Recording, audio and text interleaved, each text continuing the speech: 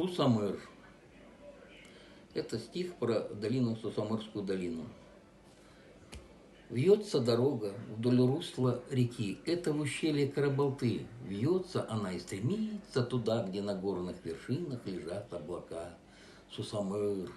Перевал Туашута меня покорил, как очень трудно было раньше добираться всем сюда, ведь нового пути туннеля не было тогда, а был суровый старый перевал. И со своей вершины, как на ладони, всю Сусамырскую долину нам он показал. И гладь реки, величие гор, цветущие альпийские луга и необъятный их простор. А и в 8 марта эту кужунку село Богатыря. Как трудно в то сейчас поверить, что камень этот он принес сюда, но до сих пор видны следы его руки и впечатляют, и удивляют, какие здесь росли сыны богатырей. Любили матерей, детей и жен своих, ценили доброту и помогали, как могли, всем, кто попал в беду. Да разве можно говорить лишь об одной ветви? Ведь весь народ един и дружно все сейчас живем под небом мы одним. И солнце, воздух, даже хлеб имеет запах свой вот той страны и той земли, что называется Кыргызской землей. Долина Сусамыр, мы прикасаемся к себе рукой.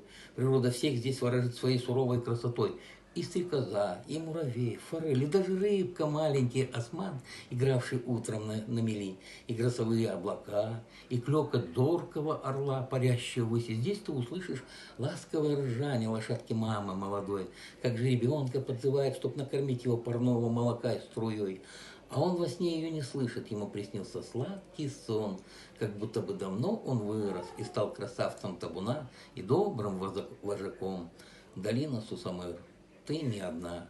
Среди высоких пестрых гор родни полно здесь у тебя.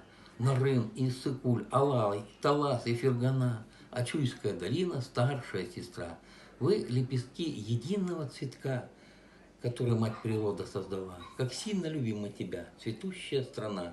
Священная ты наша, кыргызская земля.